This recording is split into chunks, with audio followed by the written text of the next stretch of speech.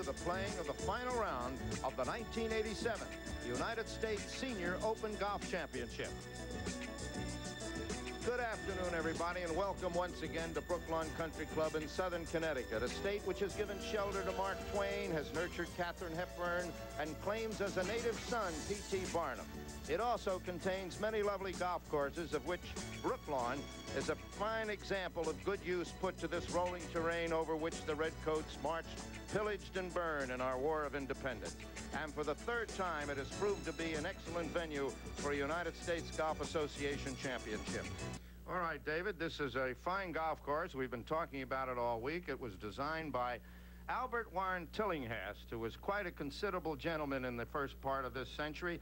He built so many marvelous golf courses in the 1920s and 30s before bulldozers came along. And in 1930, this golf club asked him to come and do this course over, which he did. The course itself here at Brooklawn in Fairfield, Connecticut, began way back before the turn of the century. The clubhouse at Brooklawn sits comfortably on a small hill, content with itself and its history. In 1895, a group of businessmen formed the club, led by Dr. I. DeVere Warner, president of Warner Brothers and Company, an establishment that exists to this day in Bridgeport. And in the spring of that year, the farmhouse was converted into a clubhouse, and the barn on the right was the locker room. The initial budget called for $100 to construct a 9-hole golf course. But 3 times that was allotted for 6 tennis courts, and $250 was spent for a baseball diamond. In 1896, Brooklawn became one of the first 26 members of the USGA. The first club professional at Brooklawn was Tom Morris, the grandson of the legendary Scottish golfer from St. Andrews. And it was at Brooklawn that the storied career of Gene Sarazen began. In 1918, he got his first golfing job here, cleaning clubs and sweeping up. He returned in 1945 to celebrate the club's 50th birthday and was reunited with his benefactor, Archer Wheeler. Sarazen is an honorary member, as is Julius Boris, a native son of Fairfield who won 2 United States Open championships, the last in 1963 at the Country Club in Brookline, Massachusetts, the site of next year's Open. Boris grew up playing at Brooklawn. And so this venerable golfing establishment has seen a tradition grow across the years from 1895.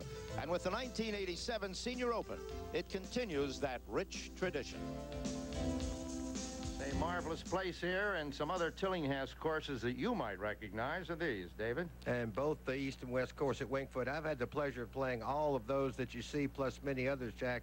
And maybe a little jewel there, Somerset Hills, I'm sure not many people have played. Bethpage, maybe the best public course in the country. And Quaker Ridge is one of the best golf courses I've ever played. But when you play a Tillinghast course, you really have to learn how to play, and it's a joy to walk around one of his creations. It certainly is, and that is very true right here at Brooklawn, where we...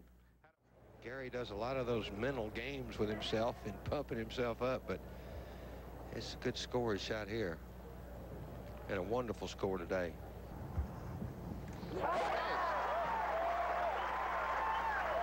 Oh, that's playing golf, Jack. 270, 66 today from in front. There they go with... Look at that. 69, 68, 67, 66. 270, a new United States Senior Open record.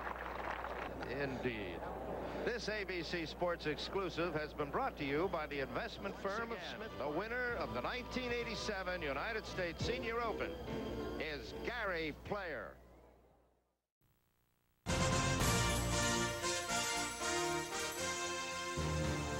NBC Sports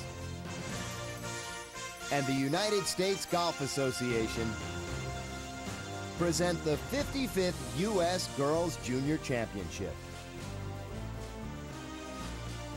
Long before he designed Wingfoot and Baltusrol and Bethpage Black, the great A.W. Tillinghast gave shape to a previously undistinguished layout that today is Brooklawn in Connecticut. It's where Gene Sarazen was once an assistant professional.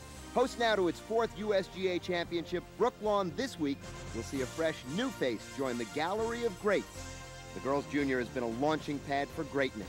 Mickey Wright, Joanne Gunderson, later Carner, Amy Alcott, and Hollis Stacy. Hi again, everyone. Jimmy Roberts, and we welcome you to the 55th U.S. Girls Junior Championship, coming to you from the Brooklawn Country Club here in Fairfield, Connecticut. You know, on paper, this event pretty much the same as it's always been. Stroke play to start with, and then the 64 survivors move on to a single elimination match play event. But one thing that is in no way similar to the way it always had been before, the play of today's girls juniors. That is to say, those who have yet to reach their 18th birthday. Comparing their games with those of their predecessors, pretty much like comparing, I don't know, persimmon and titanium. And nowhere has that trend been more apparent than in the play of big-hitting 13-year-old Michelle Wee.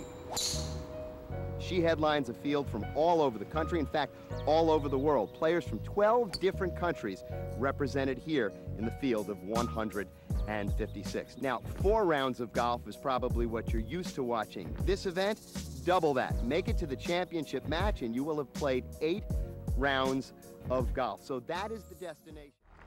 The most improbable of all stories was written on the back 9 at Brooklawn.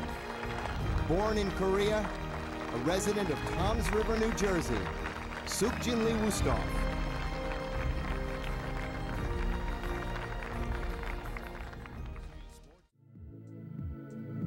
And so for another year, the journey is complete, and we are once again reminded that not every journey is one of miles.